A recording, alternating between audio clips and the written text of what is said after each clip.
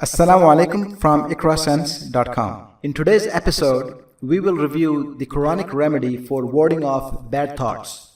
This is mentioned in one of the surahs of the Quran. However, before we do that, let's review some scientific facts about what bad thoughts can do to us. A little awareness about their damaging effect can help us keep a check on them when they do enter our minds. We know from lots of research that negative thinking can actually hurt your ability to process information and to think clearly.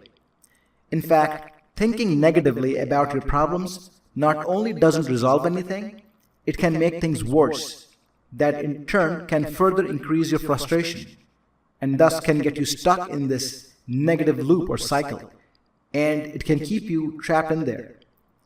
This then increases your stress levels, and unless this behavior is checked, it is known to trigger changes in the brain that may increase the likelihood of a multitude of various mental disorders, such as anxiety, depression, schizophrenia, and mood disorders.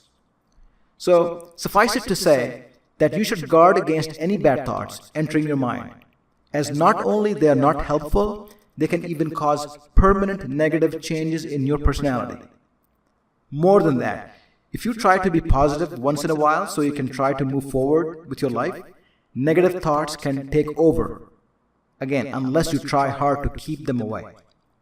So, as a first step, ensure that you know how damaging these thoughts can be and their power to actually change your personality, which can then have a negative effect in other parts of your life, including increasing your problems with your loved ones, not being able to concentrate to solve life's issues, and so on.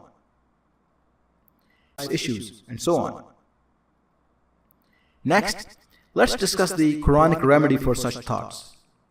The Quran uses the term Waswas for bad thoughts, which essentially refers to the devil's or Satan's whispers that he puts in our hearts and minds.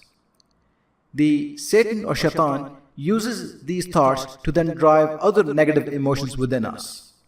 For example, fear is one of those emotions. In one verse of the Quran, Allah tells us in Surah Al-Baqarah, verse 268, that Satan threatens you with poverty and orders you to immorality, while Allah promises you forgiveness from Him and bounty.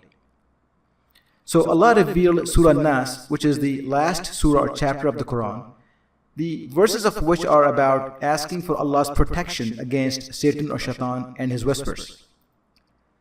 Reciting this surah with conviction, therefore, gives us the opportunity to ask Allah, the Rabb, the King, and God of all people, to protect us and keep us safe from the waswas and the bad thoughts that the Satan whispers into our hearts, to either get us fearful, worried, or simply to incite us to do bad things.